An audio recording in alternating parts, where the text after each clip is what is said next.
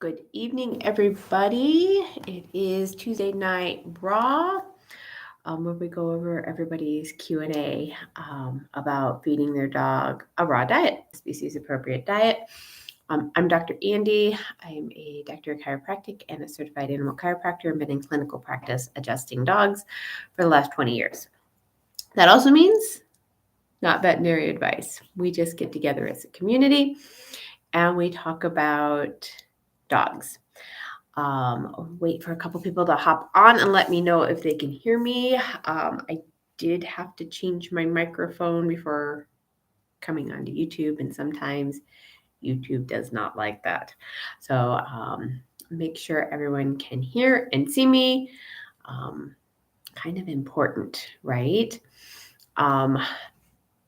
Everyone that has been here before, pop your questions in. Would love to catch up on any maybe struggles you had this week, or some wins you had this week. And we always, hi Jessica, welcome all the newbies, throw in your questions. If I don't know it, somebody in our community usually does. So it's pretty cool. I brought a little support tonight. I know I talk about him a lot. He's finally settled down in my lap. But this is the Torch, the one and only Torch. And yes, he has a mohawk. There's the Torch. You can't torch this. Is now 15 months old. He is a mini wired hair dachshund. And he is pretty much the love of my life. But don't tell anybody or the other dogs, huh? Let's see. Will you say hi to everybody? Yeah. Okay. Can you do it? Can you do it? Oh yeah. Oh, kisses. Yeah. All the kisses. Okay. Well, I thought you could come along and play on the live with us tonight. Everybody else got left in the kitchen, didn't they? Yeah, they did, didn't they? Okay. So we'll see how well this goes. He is a little bit of a lap dog. Oh, and he does like to give hugs and kisses. Huh. Yeah. Okay. So what do we want to talk about tonight? Huh? What do we want to talk about? He's like, we could talk about treats. I really like treats. We could talk about treats. We could talk about treats a little bit. I also wanted to talk about inflammation a little bit. And then, of course, I want to get to everybody's questions. How the Grinch stole Christmas. Does he look like that dog, you think? Maybe a little bit. Did the dog have a mohawk too? It's been a long time since I've seen the show. Max, okay. There you go. Okay. I don't know. We're getting on the desk. He pretty much gets away with murder. Just ask him. Okay. What are you going to do, Torch? What are you going to do? You can't walk on the computer. YouTube is very, very touchy. You can't walk on the computer. No. So you come back here. Come on. Okay. All right. Okay. Treats. Raw-fed dogs get meat treats. I am always amazed. Great tip about the booties on the rear legs for dogs. Yeah, from the podcast. Oh, yeah. It doesn't even have to be just the rear legs. You could do the front legs depending, but usually it's the rear. The rear goes along for the ride. We talked about proprioception on the Truth About Raw Dog Food, or the Raw Dog Food Truth podcast, with Dee Dee Mercer-Moffat, CEO of Raw Dog Food and Company. You can check that out. It was a fun, short little podcast. It was a lot of what we talked about last week here on the Dr. Andy's World YouTube Live, the Raw Q&A Live last week. We talked about acute and chronic, re-aggravating chronic injuries, what you can do about that, which kind of leads us into this week. I wanted to talk a little bit about inflammation. So we'll do that. But yes, raw-fed dogs and treats. Don't blow the raw diet by feeding treats full of grains, sugars, fillers, colors. Stick to your single ingredient meat treats, freeze dried, air dried, all the dried kind, um, livers, hearts, kidneys. Uh, I was feeding some dried green tripe upstairs as a treat for a puppy's first nail trim today. So, and it went really well. She was not going to go for the Dremel, which is Torch's favorite. He's like, I like the Dremel. I'm very good at the Dremel.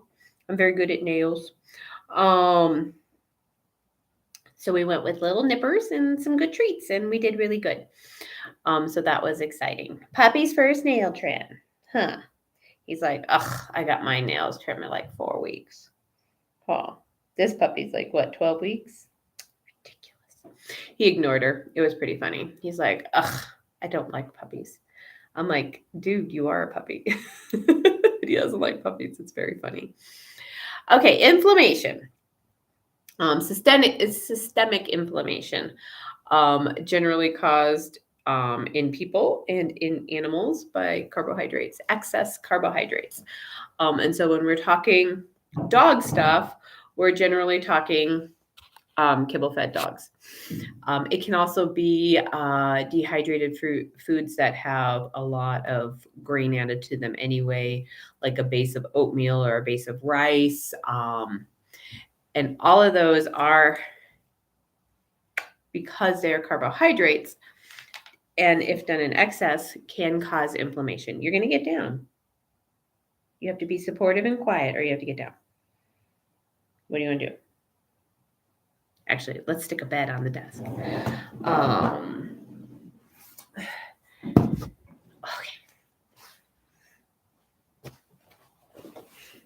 There. Get into bed. Okay. You stay there. Okay. He's going to support from off camera. So, and in people, the standard American diet is very carbohydrate laden. And most people are on their way, like 83% of humans are on their way to metabolic dysfunction, which is essentially the number one killer. Goes into type 2 diabetes, goes into high blood pressure, goes into cardiac events, goes into Alzheimer's. That is a very condensed version of that.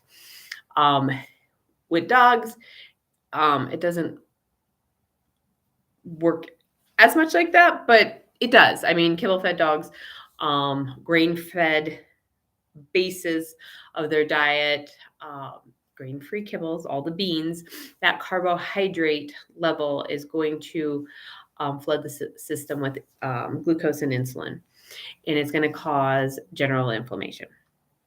And yes, Miss Ashley, I was going to get to Stella. She's one step ahead of me.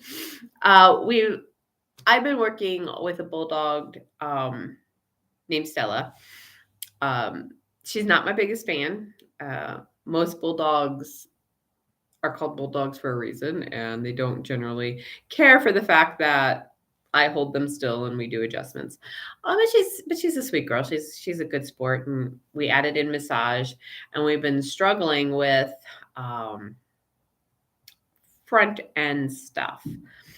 And she was going to some PT. She was doing acupuncture first. Mom swears she is like super, super active bulldog, like chasing balls, chasing frisbees, can walk for miles, like not what you would generally think of for a bulldog. And we've been doing okay, and we've been managing okay. And Mom's asking about food, and she was feeding one of my favorite foods on the market, farmer's dog, FD, and she loved it, or so she thought, right? She loved the convenience of it. She didn't mind the price tag of it. It showed up at the house. It was all pre-measured. It was really super duper easy. And I have my issues with them. I don't particularly appreciate every one of their formulas having spinach at such a high placement in their ingredient list. I think that much spinach, you could run the risk of causing oxalate and kidney stuff in dogs.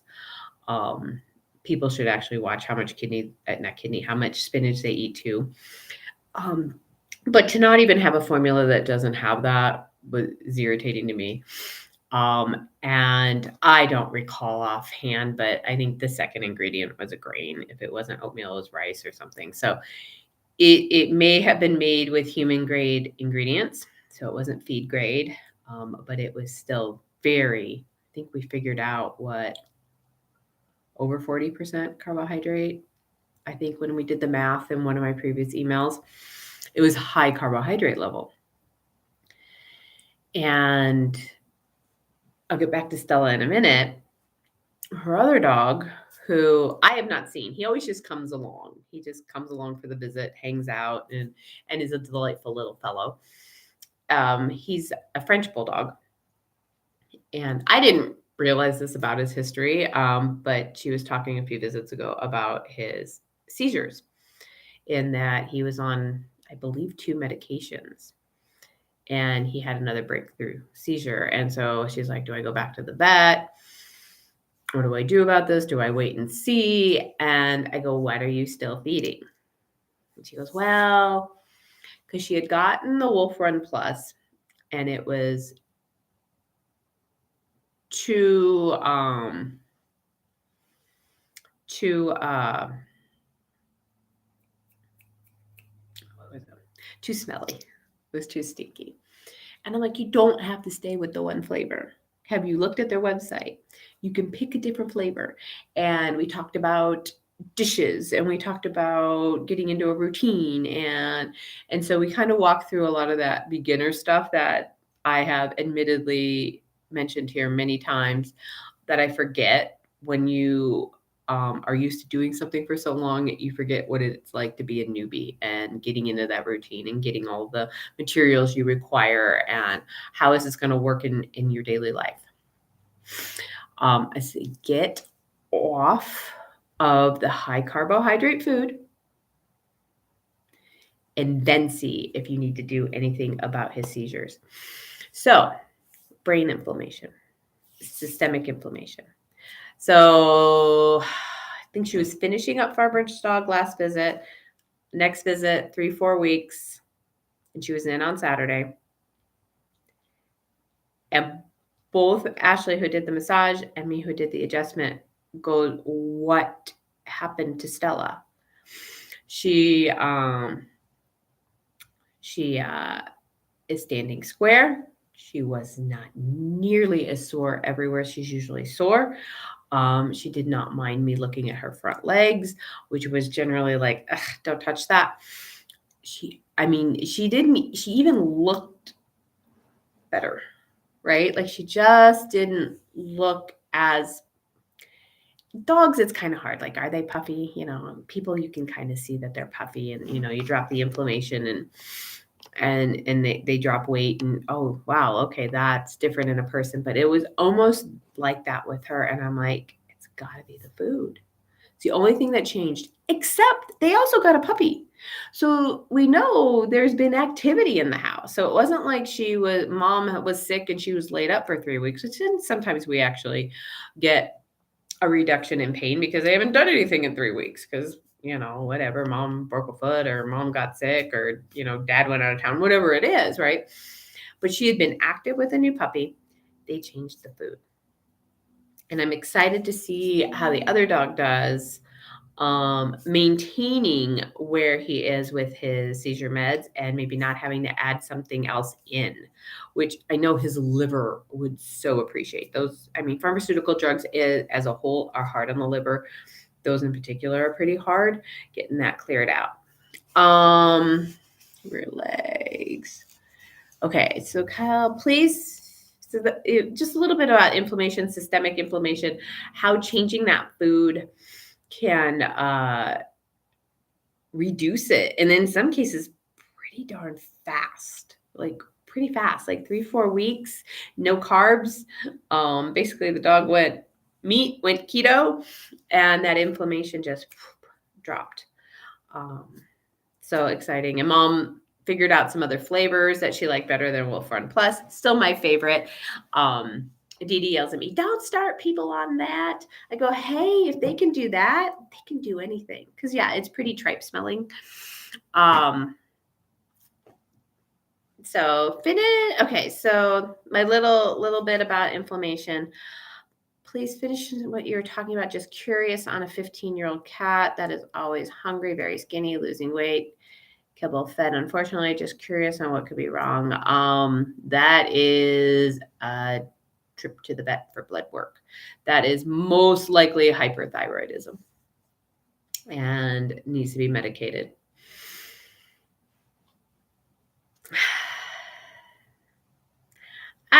Who cares about the shots? But if they're interested in the cat not dying soon, they need to go to the vet. So kibble-fed kitties. Cats should never be fed kibble. Period. End of discussion. I mean, I can have different types of conversations about dogs and, blah, blah, blah, blah, blah. They shouldn't be fed kibble either, but cats should not be fed kibble.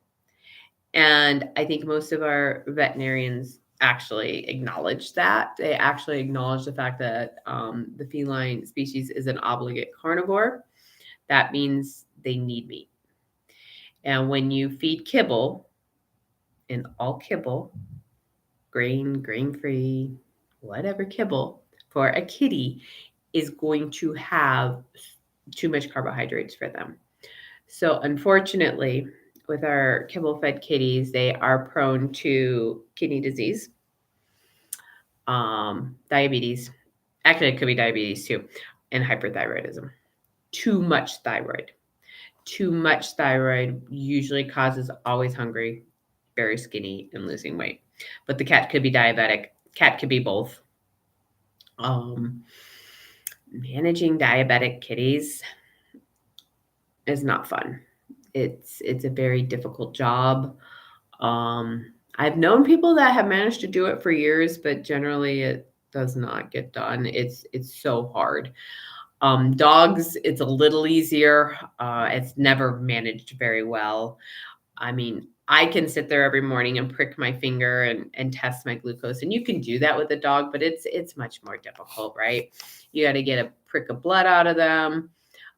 My girlfriend uses her dog's lip, but she doesn't do it every day. And they are putting, it's really cool. They are putting continuous glucose monitors on these animals, these diabetic animals, cats and dogs. And I did have a consult with a woman. I don't know how they were affording it. I can't even imagine what the cost is, but they had 2 long-haired purebred cats. I don't know if that matters or not. And they were the same litter mates. And they both were diabetic, and they were both going in every 2 weeks for continuous glucose monitors to be put in. And so the animal wears it for about as long as we wear it, right? A couple weeks, and then they have to replace it. But they were, plus the insulin. And so they were doing that with their kitties. I was like, whoa, I don't even know what that costs. I didn't ask.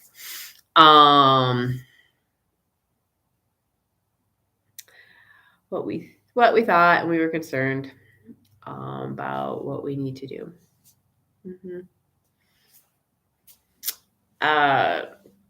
Unfortunately, kitties are very prone to doing this, going to the vet, not going to the vet, inside or outside cat. I mean, or shots or no shots. It's kind of neither here or there. But I'm also going to go out on a limb, and maybe it's, what was it? Kibbles and bits or meow mix kibble, which is all the multicolors too. Back in the day, over the years, I've gotten much more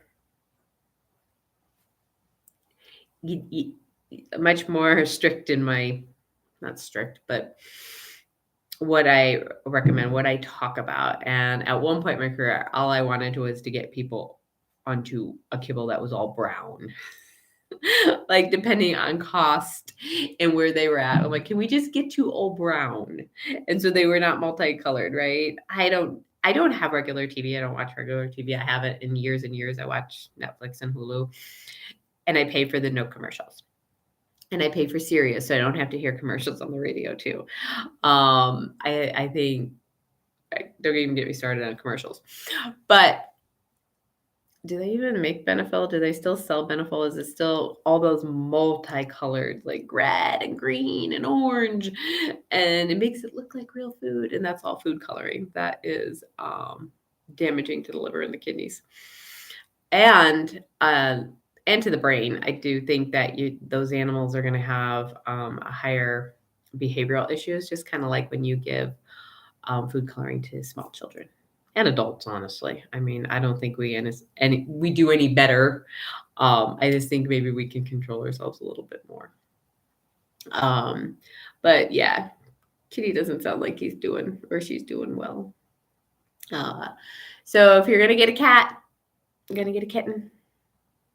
Feed it raw. If I can't get people to do that, I at least get them to canned. Higher meat content and more moisture. Less fillers.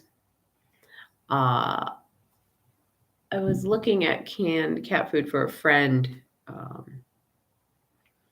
and I was shocked at the amount of fillers in cat food.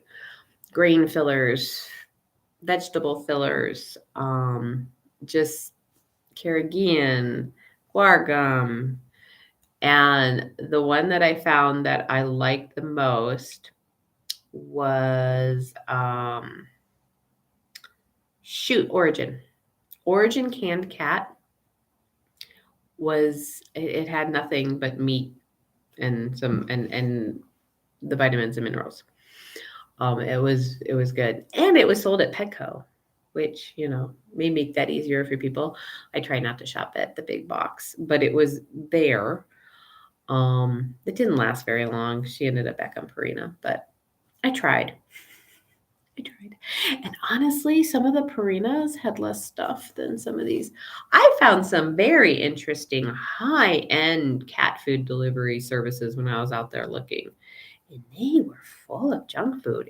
It was shocking. It was shocking. All right. Any pack updates out there, my peeps? I'm still struggling with Torchy's ear. Marty's meals. Oh my goodness.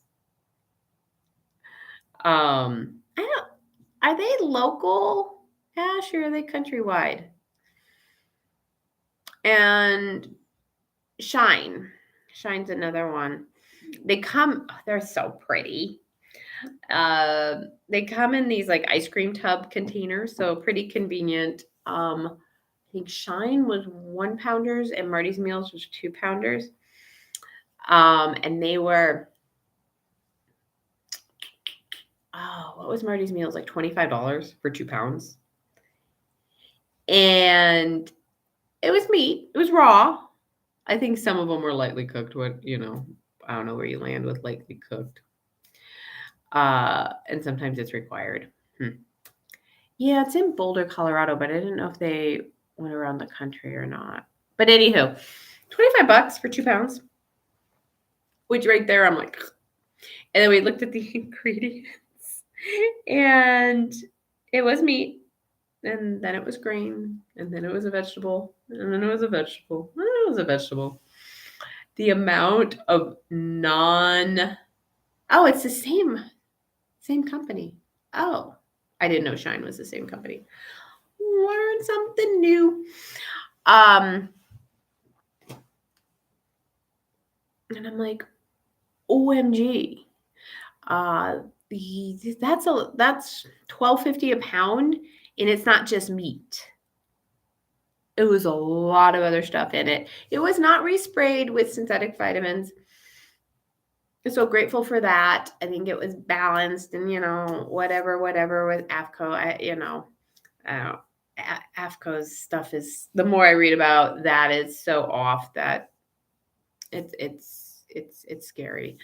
But and what they Like what they require for the mineral calcium in food, it's so hard to do with raw because every animal is different that gets slaughtered for the meat. And so a lot of these companies that are AFCO then have to add a calcium in there, and that's why a lot of, if you turn over the bags on what I call retail raw, I don't consider Raw Dog Food and Company retail. And Dee Dee's probably going to be mad at me how I do classifier, but I don't consider it retail raw. It's not on the retail shelves in the stores that you walk into. But the retail raw, a lot of them, you turn them over and there's added calcium carbonate, which, by the way, people, is Tums. That's what Tums is. Just saying. Resprayed vitamins, added stuff in there that, and you're paying a lot more money for that. That way, if you can get Raw Dog Food and Company in your area, have it shipped to you, find a company that is similar in your area that works for you. When it's just muscle meat, bone, organ meat, that's it. And that is a species appropriate diet. And yes, they added bok choy in the raw cat food. I had no idea their kitties were going to eat bok choy. I've never asked my kitties to eat bok choy, so I don't know. So Jax is doing better, still on the pred. Yeah. Awesome. I'm glad he's doing better. It's such a journey when you have the autoimmune diseases, and I know it can be frustrating when you are doing everything right. I don't think we all get caught in that trap, I think. Doing everything right. Everything, I'm feeding a species appropriate diet. I am minimally vaccinating. I am watching and working with less pesticides. I'm doing everything right, and we still run into problems. What I'd like to remind people is, how much worse would your animal be if you were not doing all those things? If you were not being an advocate for your animal? How much more medication would they be on? How much crummier would they feel? How much worse would they look? Doing everything right, or what we judge as right, doesn't guarantee anything. And I am reminded of this every time I look at my hairless Doberman. He has no hair from his shoulder blades to his side joints. He had hair when he was a puppy, and then when his puppy coat fell out, his adult coat never came in. And from what I understand, blue Dobermans, their hair follicles or their hair is too weak that it breaks right off and never grows out. So he looks amazing when he wears his coats. Other than that, so I just support him at being his best self. I contend that if he didn't end up in this home, minimally vaccinated, raw fed, and all those things, all those right things we do, no heartworm preventative, using natural stuff instead, making sure he has an immune system, he's still alive. I think he actually would have been a vicious ass and had been put down, or just super, super sick. That's what I contend. So some of our animals, I just like to remind myself, this is his best self, and I'm supporting him at that. And he's still a little loopy in the head. I mean, we're doing CBD twice a day for that. It's working great with him. It was a matter of the people getting very regular with it. We would kind of give it to him here and there, but my husband and I needed to step it up and do it morning and night and make sure that he had that. And that is working really well for him. I'm using a brand that I personally love and have used. But if that wasn't going to work, I'd be calling up Dana and doing a veterinary cannabis counseling appointment with her to find one that does really work for him. But this one's doing really good. If that shifts and changes, she's going to be the first one I call. And see, she's pulling profiles from a lot of companies right here locally. And so I was definitely going to pick her brain if this wasn't working. But it's working pretty good. So I hope that helps, Kyle, and a little encouragement. But yeah, isn't prednisone fun? And isn't dogs on prednisone fun? Jax was on pred. My big standard poodle, he's been gone 8 years in July, and he was with me 13 and a half. He was an 80-pound beast of a dog in his prime. He was amazing. And at 7, and I've told this story, so I won't tell the whole story, but at 7, he came down with IMHA, immune-mediated hemolytic anemia, from a properly prescribed vaccination protocol. And he was on prednisone. He was an 80-pound dog. I think he was on 80 milligrams when he was super sick. So he was on milligram per pound, and he was a jerk to live with. A jerk. This was the easiest going dog ever. And he started counter surfing. He's never done that. He ate a bathroom, literally. Like the tub was on, the curtain was pulled down, the door jamb, and the door were eaten because he accidentally got himself trapped in there because he was drinking out of the toilet, because he was thirsty, because of the pred. Oh, ate a bathroom. But my favorite story on the pred. So there is behavior changes with prednisone. That was my point. Prednisone is a steroid, and you will have behavior changes. And you will have super hungry dogs, super thirsty dogs, that's the word.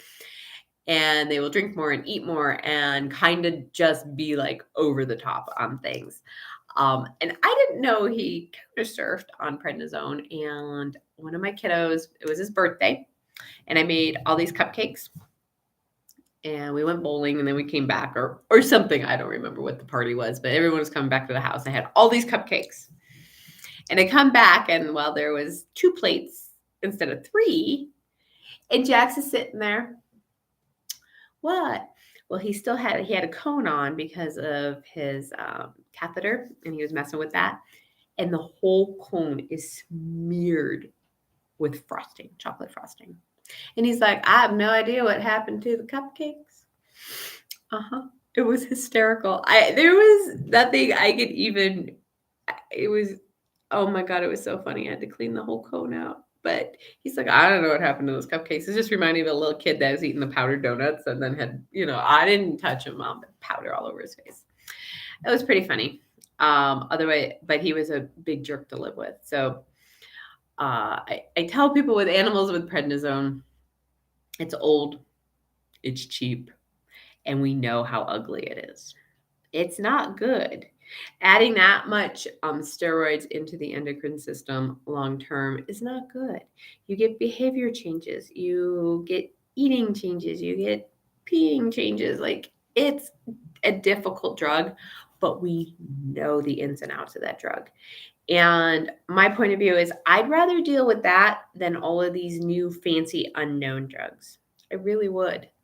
Plus, for the pocketbook, and you know what? We know it depresses the immune system, right? We know it, and it does a good job at it. It's sucky, but when you need to get that immune system down-regulated, it's going to do it. It's also going, and I will harp on this and harp on this and harp on this. It's the only drug that reduces inflammation in the spinal column. So if you are dealing with spinal stroke, nerve compression, a disc bulge or herniation, and after 20 years of anecdotal, any neck pain, known or unknown causes, you start with prednisone. You don't start with the NSAIDs on those things. The NSAIDs, if you know you have an arthritic hip, you know you have a partially torn ACL, you go with your NSAIDs. You go with generalized joint inflammation, you go with your NSAIDs. If you're concerned about nerve compression, disc bulge or herniation, anything in the spinal column, and neck pain, you start with the steroids. All from anecdotal, all from watching hundreds and hundreds of patients go through it. If you can avoid all the meds altogether, please do that first. But sometimes you can't, and you need the heavy hitters, and you need that inflammation down in that spinal column to reduce the neurological damage that could be done while the inflammation is sitting on nerves and sitting on structures in there that is causing damage that may be reversible, but it sure takes a long time if it is. What would support natural prevention and strengthening of the spinal area?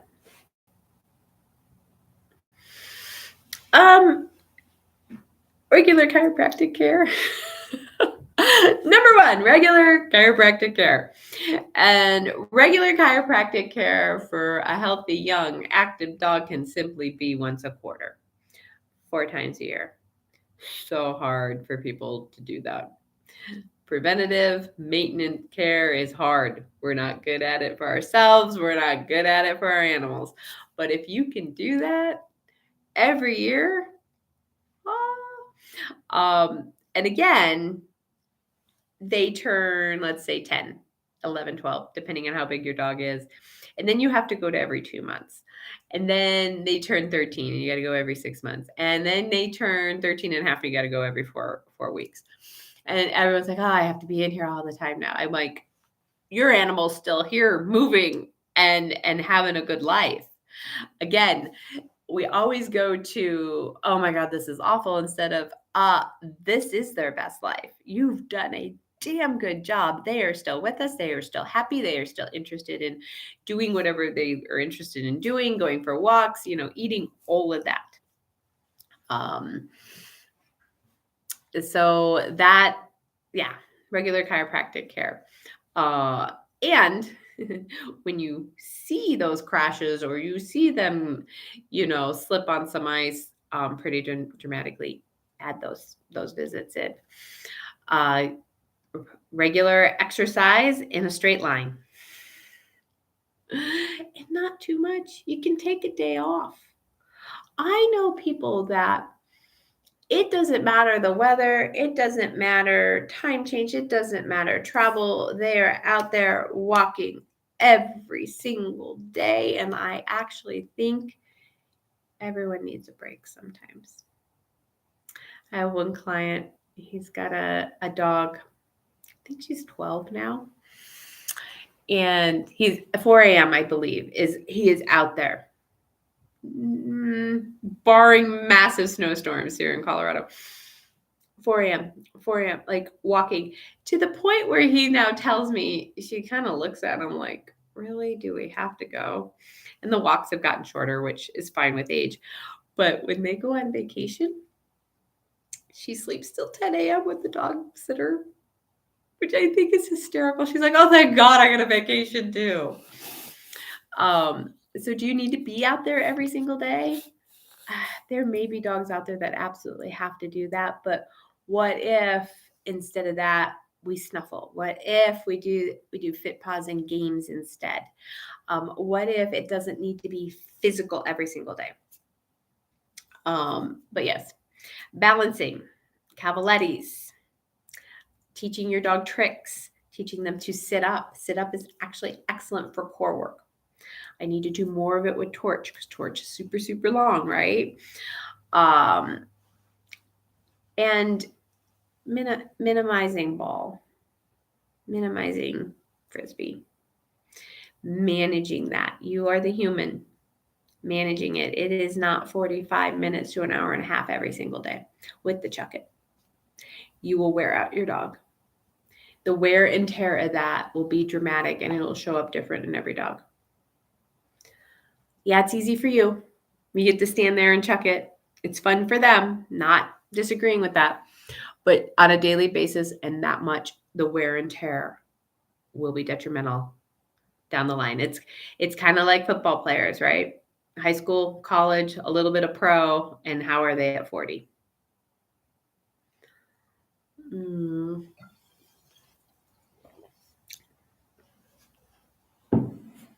Yes, putting the booties on his back legs will help his lower spine. Absolutely. It's all connected.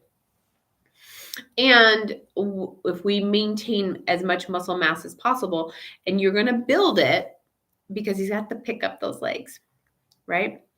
We're going to strengthen the proprioception where those back legs are in space, how much they're moving. And so we're going to increase that because these are all different neurological tracks in the body. We're going to strengthen that, and then we're going to strengthen the muscles. And then that's going to help that lower spine. Absolutely. Absolutely. But we don't want to do booties all the time. We just want to do it on a walk, take them off. Some dogs are neurologic, and 90 seconds could exhaust their entire system. I do have a friend with a little Frenchie who's been mostly paralyzed in the rear. She's had her 3-4 years now, maybe not that long. I don't remember. I'm blanking on a lot of the details. And she's now in a place where she can come in and do some regular chiropractic, which is making leaps and bounds. And this dog has slowly over the years gotten better, folks. Slowly. Like the nerves can heal, but they do it so slowly that us people don't have the patience for it. Right?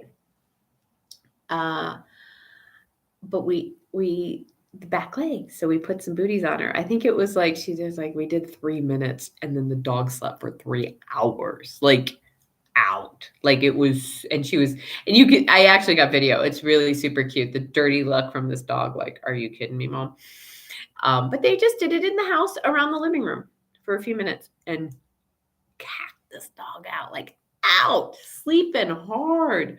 And so they've been doing that 3 times a week. And that's it. Yeah, and Ashley, when she's showing people fit paws and some cookie stretches and some simple things to do with their dogs in between chiropractic visits or massage visits, she's like, it's literally like 2 minutes, and they'll be tired. It's not like us. This is a lot for their nervous system. It's a lot for their brain to focus on stuff like that. And so just some games, Kyle, the snuffling, and, go on YouTube, find dog games, the muffin tin game with balls on it.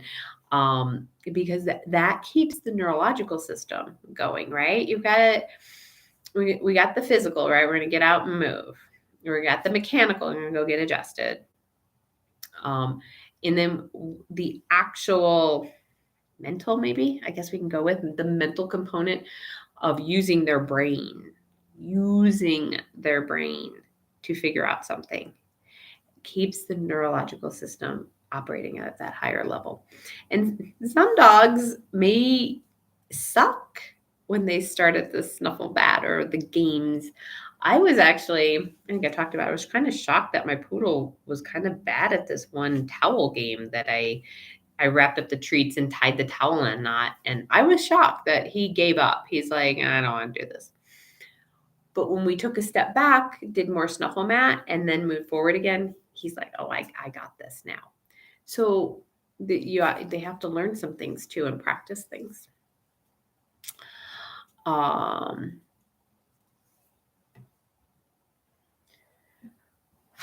Repetitive walking can be concussive on bones and joints. Yeah. I mean, yeah, but you can't get away from it. I think different surfaces is a great idea. I think dogs that do more walking and mostly in a straight line, like on a hike on a dirt path, it's easier on bones and joints. Asphalt's going to be easier than concrete. Getting off on the grass occasionally is going to be easier. But there's really no way of getting away from that. My one caveat on that is puppies should not be walking for miles. Their joint plates are not fused. They do have soft bones, soft joints. They are still forming. I had a couple with, I think, a 4-month-old Labrador, and they were walking 1 or 2 miles a day. And I'm like, you've got to stop. You have got to stop. Like on their roads in their neighborhood. Like you can't do that. They're like, but he's driving us nuts. Yes. So find some other puppies, do some play dates in the backyard on the grass. Start snuffling, start playing these games, start doing, the dog didn't know how to sit, like wear him out by teaching him how to sit, how to down, how to give paw, how to sit up. Like those are exhausting because you're exhausting the brain. But I'm like, you've got to stop. I'm sorry he's driving you nuts, but you cannot be walking him that much. We have a 1 mile loop in my neighborhood that is generally our short walk. When the weather's nicer, we go for longer walks. But Torch did not walk that whole mile. I carried him, my dog walker carried him, or he rode in the stroller with the senior dog for about half of it until he was probably about 9-10 months old. He would do like once a week. He would do the whole mile. I mean, he could do it. I did not want those forces in his joints. We're also dealing with a chondrodysplastic dog with a long back and short legs and all that jazz. But at the time, my husband was training for a marathon, and the Doberman was, maybe that's not right, but the Doberman didn't even go jogging with him until a year and a half. And that was only on a short run, maybe 3 miles. He wasn't allowed till maybe he was like 14 months because I didn't want those forces on there. And so just be mindful of it. I mean, we have to walk all around. We have concussive forces. It is the life we bear with gravity. But if you can change up the surfaces, and maybe you don't need to do 5 miles 7 days a week, 365. Ashley said yesterday she spent 20 minutes with a young boxer doing strength training exercises and playing It's Your Choice. The dog is used to running with his owner for miles. Owner was shocked at how tired he was last night. It's different, the physical versus the mental. And I honestly, for all of my talk of neurology and maintaining that, it's really just recently that I'm really getting into, oh my goodness, how you can tire out a dog by stimulating their nose, stimulating their brain is actually kind of shocking to me, along with the physical, which actually gives me a little space because I don't always have the time or the energy to do the walk with my pack. I'm actually going to wrap up here, and that's what we're going to go do because it was actually too warm to do it a little earlier here. It was 80 degrees at my house, which means it was pretty darn warm in Denver, probably close to 90 today. We're usually about 10 degrees cooler. And so we'll hop out and we'll just do a little short walk, that mile walk. I actually went for a long walk yesterday. It was so nice. We didn't see another car, another person, another dog. Oh my God. And when you do that, mine are perfect angels. When you see the Labrador up the street, it's a shit show. But anyway, and at one point, Torch just stops. And so everybody stops and we take a little sniffer. And he goes and stands under the Doberman so he could get out of the sun. It was like really, really, our long walk is like 45 minutes. Like it was 65 degrees, but it was super cute. He was like standing in the shadow of the Doberman. And so it was cute. So we did that yesterday. But I'm talking 80, 90 degrees, and then we're expecting snow on Friday. This is Colorado. And so I need to get the walks in now because we're not going to walk then. So I kind of have to plan the whole week like that. But we only get out maybe 4 or 5 times a week walking, the physical. I try the snuffle once or twice a week, and I'd really like to do some more different games. It's on a target, but we just do the best we can. All right, we're coming up on the hour. You can always find me here I just said that you can always find me every Tuesday, 6 p.m. Mountain Standard Time, Denver time, here on Dr. Andi's World Channel, YouTube. But next week, one of our favorites will be back. Neely Piazza will be here. So you can ask her all about cats and homeopathy, and you want some hardcore rules on how to feed raw. She's your girl. And she'll be here next week. She's covering for me. Kind of a last minute thing. It was just kind of, oh, can you do this for me so I can go hang out with my husband for a day? And if she couldn't, I would have been here. So it wasn't like, but she said she could. So, and I know y'all love her, and I'm so grateful that she's willing to help me out. But so she will be here April 18th next week. She has a brand new website that Keisha will put in the show notes next week. I don't remember. Oh, you know what? Hang on. I can find it for you guys because it's a really slick website. I sent it to Keisha just the other day. What is it? It is Whole Animal Wellness, WHOLE, animalwellness.com. And so you can check her out there. She'll be here next week. And then I will be here most all the other Tuesdays on Dr. Andi's World Channel here on YouTube, 6 p.m. Tuesday nights for Tuesday Night Raw Q&A.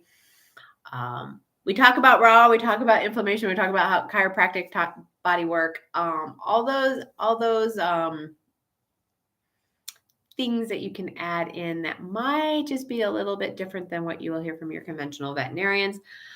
My new website is thank you. It's still a work in progress. Now we're finding all the little links that need to be corrected, but thank you, Kyle. Websites I learned many, many moons ago are organic creatures that are constantly shifting, changing, expanding, shrinking. It's amazing. And I've only been telling Keisha for months, maybe years at this point. I need new pictures, and we need a picture of Torch up there. There is no Torchy on that website. And come on, he's got his butt stuck on a book over here. Come here. You're falling out of the bed, man. Falling out of the bed. And then you can always join my email list at Animal Magic Care. And if you are in the Denver area, I am still taking new clients for chiropractic care. It may take you 3 to 5 weeks to get on the schedule, I'm afraid. But I am doing that. I'm no longer taking any giants, anything over 100 pounds. Oh, they're just too much work. And so we'll have to refer you to the younger folk out there that are doing chiropractic. If you're a Great Dane or a Newfie. I still have plenty of my own giants to still clients to still see. I gave up horses so many years ago too. My shoulder's just not holding up like I'd like it to. So, but other than that, we can talk. If you're not around and want to talk about body work and raw food, we can always do a consult. Would love to chat with you one-on-one if that's something that I know. And he's going for a walk next. He'll perk up for that, right? Yeah, thank you. Yeah, we can always do that one-on-one. But why not just bring your questions here? Let's ask the community. Let's put all of our heads together because I don't always think of everything, right? And thank you for coming tonight. As always, so grateful for you. Otherwise, nothing would be going on here. And bring your friends. Bring those that are just a little curious about going raw. Just heard some of the rumors, have, maybe just a few little inquiries. I hope I answered your question, Kyle, about lower spine. Yes. So let's build our community here on Tuesday Night Raw. Any last? We have a few more minutes. Otherwise, I'm gonna hit the road. Any last questions? All right, my friends. So grateful for you. And until next week, how much fun can you have with your animals? Bye-bye.